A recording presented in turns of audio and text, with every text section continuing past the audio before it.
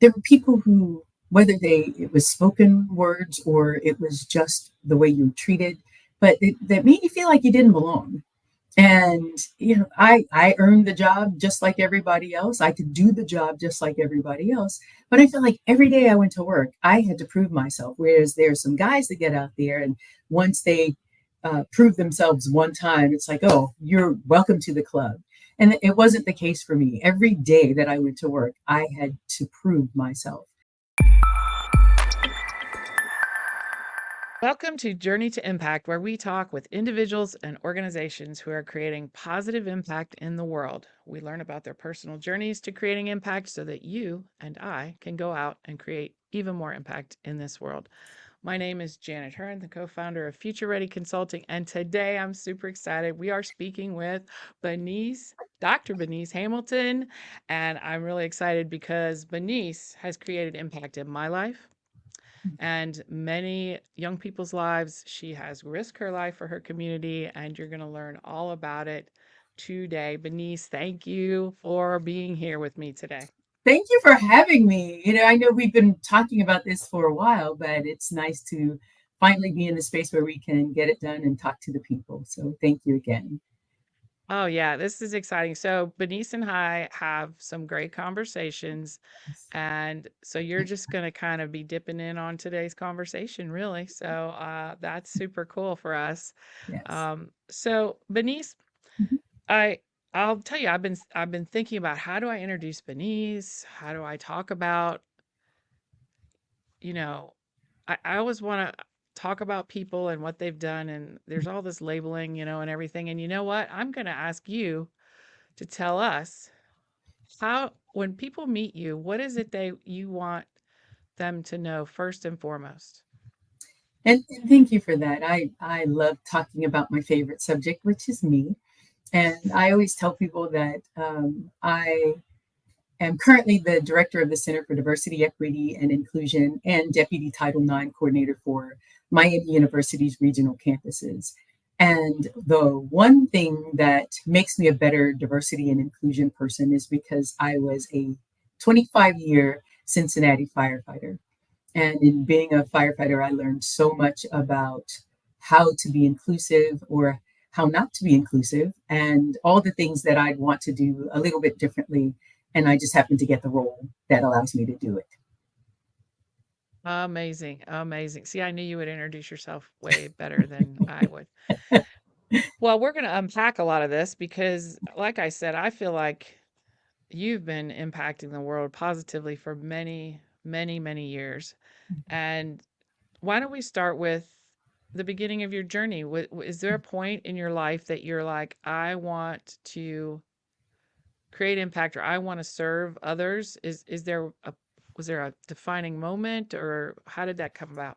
Yeah, that's a wonderful question, Janet. And I don't know that there was a moment, but I remember going through the process to become a firefighter. And it's probably a 6 point process, including there's a written test, that there's an interview, there's a polygraph, and a physical, and maybe one or two other steps in there as well. And I remember when I started that journey, and I was thinking, well, I don't know a lot about the work that firefighters do because there were no firefighters in my family, or none that I had actually watched do the job.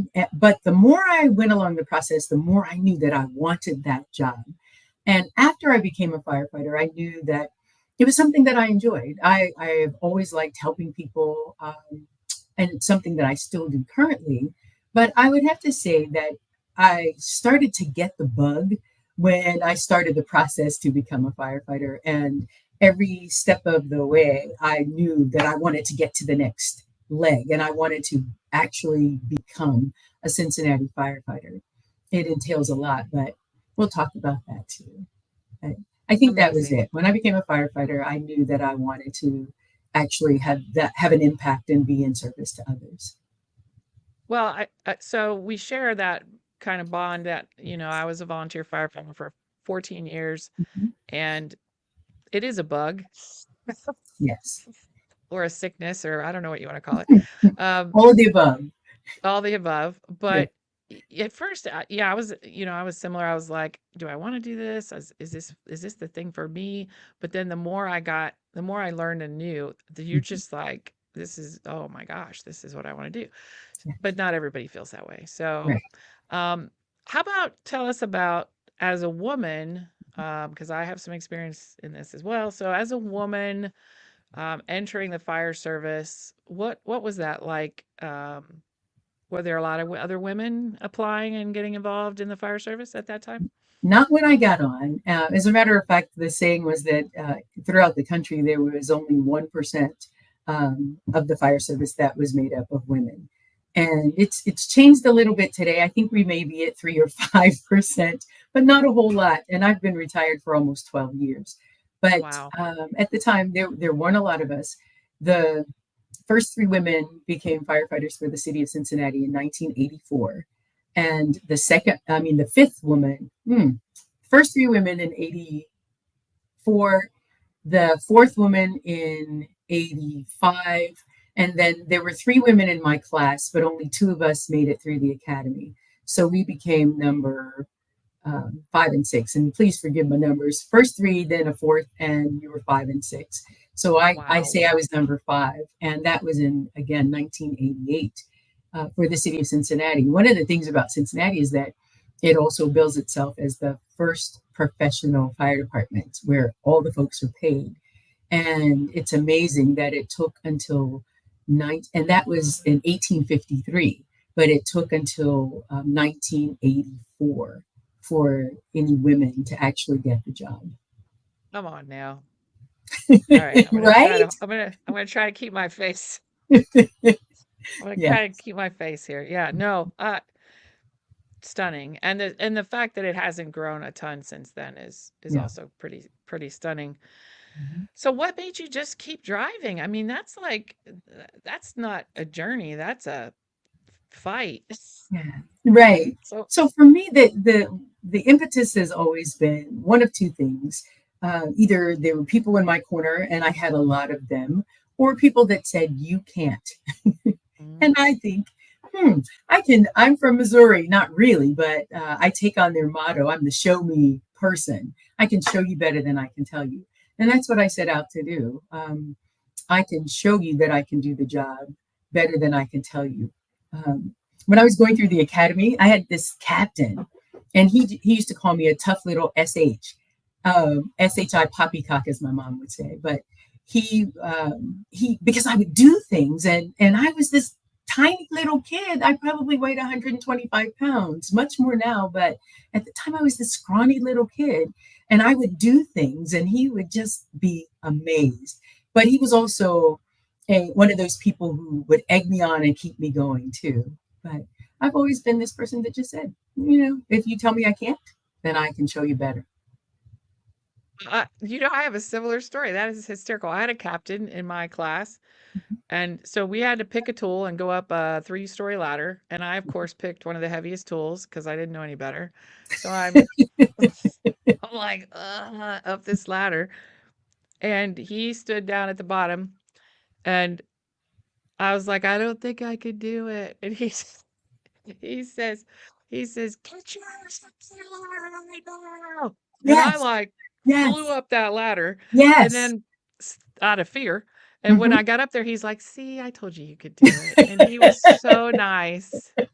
But Yes. yeah, without those people kind of in my corner, I didn't know what I could do till I did it. But I was the same way. Tell me no, and Yes. okay. Yes.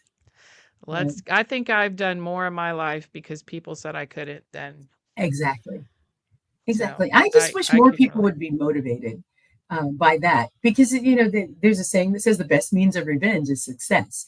And if you're concentrating on doing the things that somebody told you you couldn't do, you're really focusing on you. And when you're Mm, successful, it doesn't matter whether or not they find out, it's that you've done it for you because ultimately you're the only person that matters anyway, you know?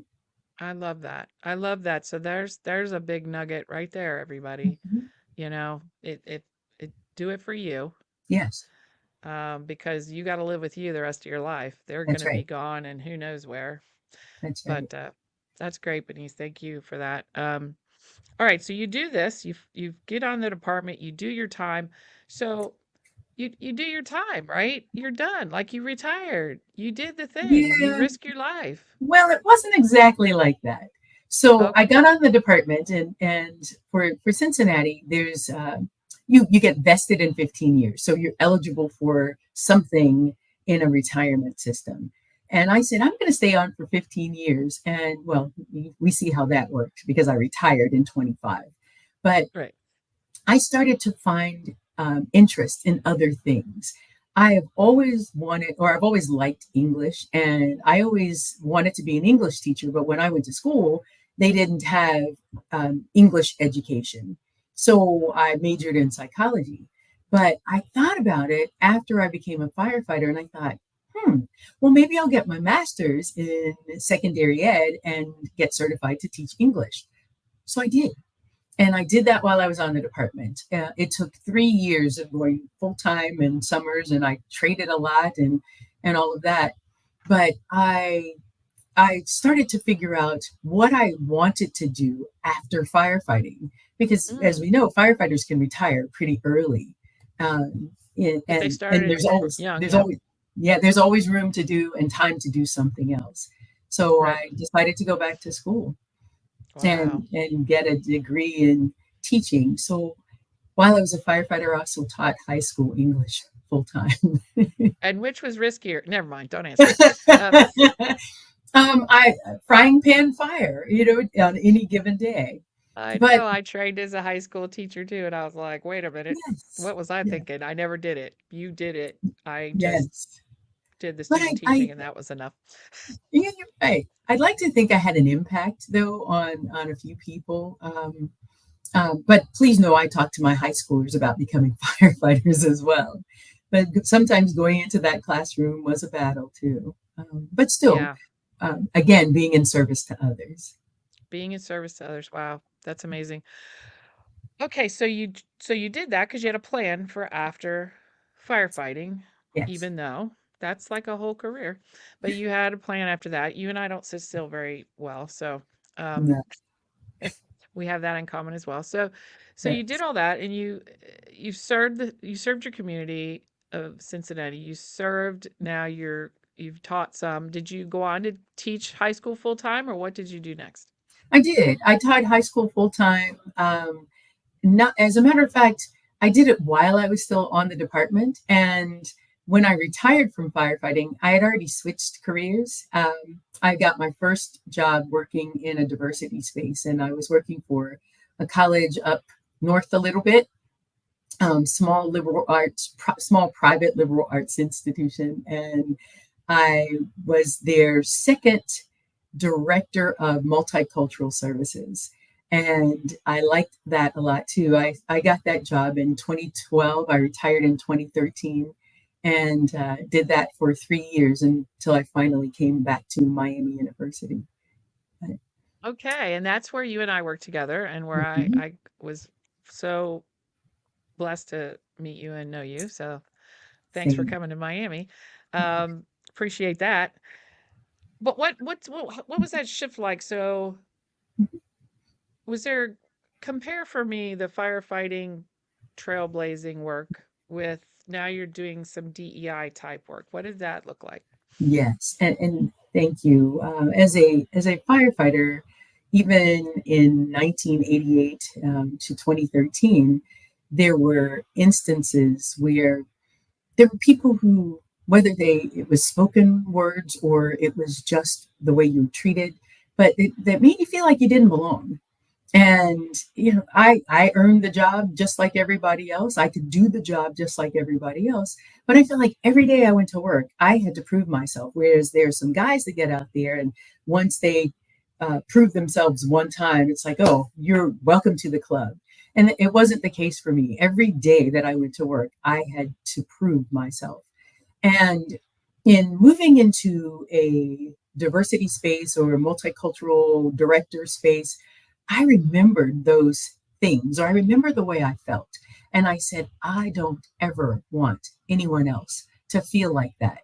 So for me, when I'm talking about diversity, I say diversity just means different, not different only if. And everybody is welcome in my diversity space. And I try to make them not, I don't just say it and use lip service, but I try to act in that way and make them feel like that as well. I've always liked the way you looked at diversity in that regard, Mhm. because sometimes just talking about diversity already now has made divisions, and that's Mhm. just not the way it's supposed to be. So thank you. So you again took some tough experiences from the fire service and turned it into, how can I make this better for others? Wow. So now you're in the diversity space Yes, at Miami University. yes. So tell us about that kind of work. What what do you see as your role there, and how do you see creating impact for the students, and not just the students? Is it? Mhm. No, not at all.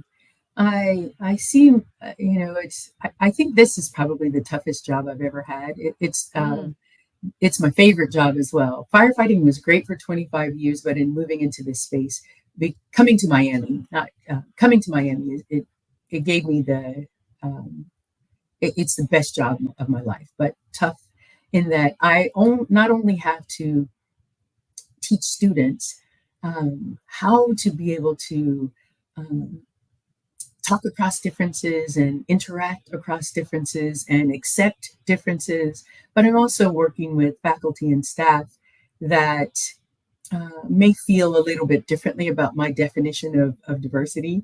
So mm, I get to have that impact as well. Um, we have a program on campus and we call it Faculty Unhinged, and affectionately we call it FU. And love it. FU is or Love one it. of those spaces where folks can come and they can talk about difficult topics and they can talk about easy topics. But I find that when we talk about some of the most difficult topics, it's not our students that have the problem, it's the adults in the room. Our students, in trying to teach people how to talk across differences, how do you talk to somebody when they've left the room? So if there's something that someone says in a faculty unhinged session, the opportunity is right there for you to challenge them and say, so you said whatever the case may be, can you tell me a little bit more about that? Or when you said that, do you mean that you don't? Or again, whatever the case may be. And people, it's the adults that don't do that, but it's the adults that will come back and say to me or to someone else in the office what they heard or what they thought they heard, or um, and the moment has passed. But Mm. I want you to use your voice because it's honored in that space. But use it in that moment and ask your questions and get the answer whether you like it or not. But it's often us because we're kind of set in our ways, and sometimes it's challenging for us to be able to step outside that proverbial comfort zone and use our voice to speak up. Even though every session we have, I'm saying, use your voice, speak up. You don't just have to talk about the things that you agree with. It's an opportunity to talk about those things that you don't agree with as well, or to challenge what someone says to get clarity and better understanding, and maybe you'll come to some common ground. It's amazing, because I do feel like we don't create a lot of spaces where we can talk about the our differences and our misunderstandings or understandings. Um, we feel like if we offend or if we step on toes, that then we've damaged that relationship permanently, potentially. Mhm. Um, and I've always enjoyed being able to speak to you, because you open those doors Mhm. for conversation that people, we don't talk about that. We shouldn't talk about that.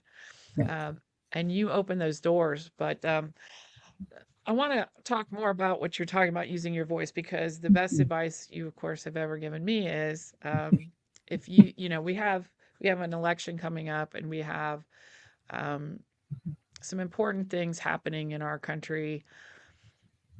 And we've had a lot of, through COVID and all that, we've had a lot of stuff. Mhm. I feel like happening where at one point I felt a little powerless, a little lost in the noise. Mhm. And you gave me the great advice to use my voice, as you just said, that you're trying to get the students and faculty and staff to do there. Can you talk a little bit more about that, and how, Mhm. what would you tell people that are listening? So we have Mhm. potentially some small business owners listening. We have people that are uncomfortable where Mhm. they currently work or live. And what would you tell those people? And what would you tell the people that are perfectly comfortable and having a great time? And how can people start to move the needle towards better? Mhm. I think that there are tons of books out there that have been written to help people to feel comfortable in whatever spaces that they're in, and there are formulas. And one of the ones I like is called LARA, and LARA is listen, and you're listening not just to respond, but you're listening because it's the right thing to do. And you're listening for information. And in LARA, it's LARA. The A is ask, and ask questions, but ask those questions in the moment, and ask those questions in a way that you're trying to gather more information. The R is for respond, and you're responding in a way that affirms a person's humanity. And the final A is for affirm. You want to always affirm someone's humanity. So I kind of gave those not in the right order, but it's LAR or LARI, Lara or Larry. The I is inquire or ask questions too. So I think that there's a way, but it takes practice, because typically what happens is, because we have lived experiences, and all of us have these lived experiences, sometimes we're responding in the moment based upon our lived experiences. And my lived experiences tell me, when you say something, you have insulted me. And I don't want to be insulted, so I'm coming for your jugular. But if we take a step back and listen and not take that stance, it goes a long way. But again, it takes Mm. practice. But in all of this, we have to affirm someone's humanity. And practicing that make, makes makes us much better society. Again, because we're all kind of on edge. And when I say on edge, it's because of so many things that are happening. And because I'm old, I've had lots of lived experiences. And those lived experiences have often told me one thing, when having that same encounter with another person, that may not be the case.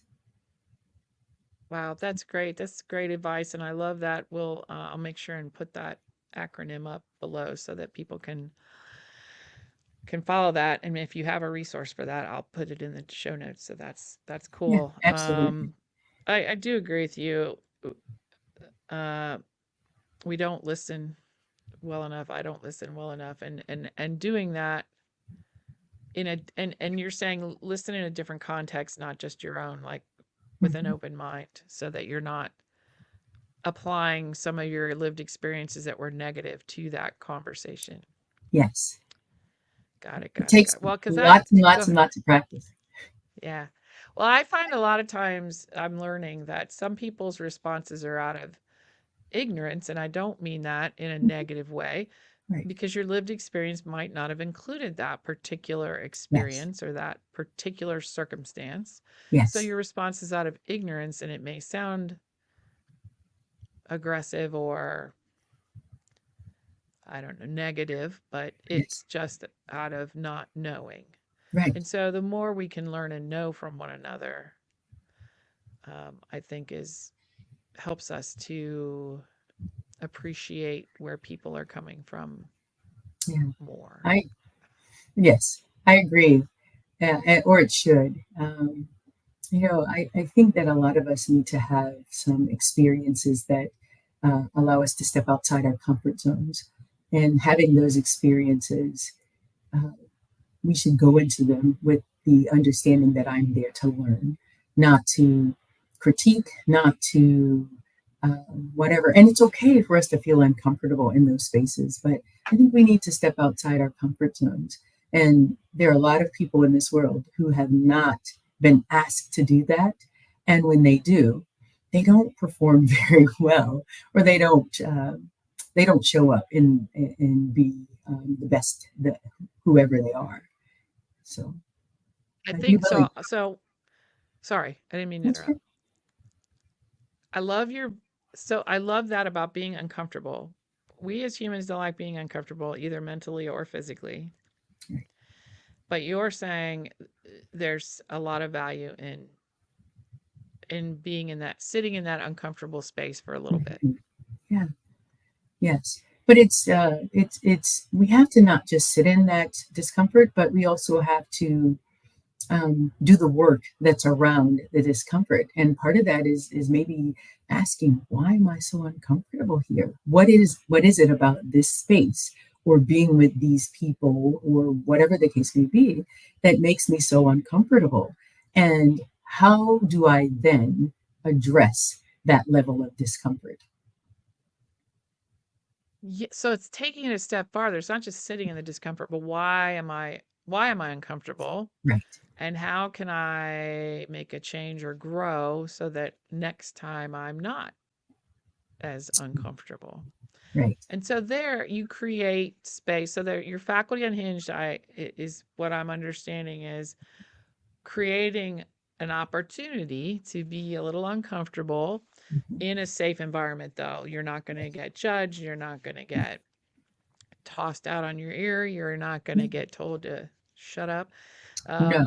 So you're creating a safe, uncomfortable space. Right. And we always say we've moved past safe. We're a brave space. Mm, You know that when you come in, all of the things you just said, but being in a brave space means that you are okay to do the first part of what you said. Speak up. Know that you're not going to be judged. Know that you're not going to be critiqued. So safe is you come in, you know that we're glad you're here. But brave is knowing that you can use your voice and your voice will be heard. But it means that knowing your voice may be challenged by someone else who has a difference of opinion. But you can also challenge someone else. But we have to learn to do it in the moment and do it respectfully. And that's what ultimately makes it a brave space as opposed to just a safe space. I love it. Wow. That's super cool.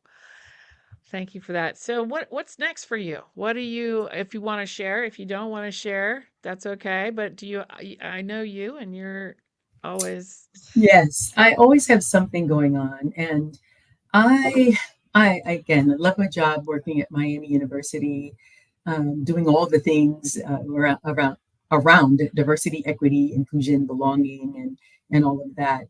But I will say just a little bit. I think that my what's next is looking at a particular population that has often been maligned and marginalized and stigmatized based upon an experience that they had. And I want to work with that particular population to provide housing, to provide a sense of security for them, and we'll go from there. But that's all I want to say about that for right now. okay, Um, that's cool. I'll wait That's till neat some because things happen. you left a little teaser, so now we can Yeah, have episode 2 where you tell us all about that project. I would love That that. that's amazing. So do you what helps you navigate your next move? Is it looking at a group or population and how can you solve a problem for them, or how does that look for you? What steers your next? So that's I think the thing that steers my next is being in the right places at the right time, and they always come. My what's next has stemmed from doing being a firefighter, doing diversity work, but continuing that one essential theme, which is service, being in Mhm. service to others, and figuring out a different way to be in service to others. So just carrying that theme in a different direction. Love it. So, so we have, like I said, so we have some budding entrepreneurs that watch. We have people that are just like, how can I create more impact in the world that watch? What Mhm. would be your best advice if someone feels kind of stuck? They don't know how to impact the world necessarily, or how they feel like I got nothing to offer. What would your advice be for that person? My first piece of advice would be to sit with yourself and go in deeply and ask yourself, what is it that you're passionate about? And if it could be X, Y, and Z, and create a list of those things that you're passionate about. And based upon the things that you're passionate about, create a list of opportunities that stem from that passion. And then go to Future Ready Consulting, go to somebody who may be doing the work, and find out how to make those connections, or figure out how to turn that list, those passions, into something that can be monetized. And I think that monetizing it is the last piece, because if you're doing something and you're doing it because you're passionate about it, monetizing it that part should come easily. But figure out what you're passionate about. And if you have 10 things, figure out, okay, well, how can I turn this passion into my joy? Or how can I turn this into my joy? But go from there. But prior to that, you asked me what leads me to my what's next. And I want to add this piece to that and say, there was a song, and I believe the group Sweet Honey in the Rock sang it. It's an a cappella quintet, and it's I Want to Die Empty. And what that means to me is I want to know that I've done all the things that I could possibly do in my lifetime.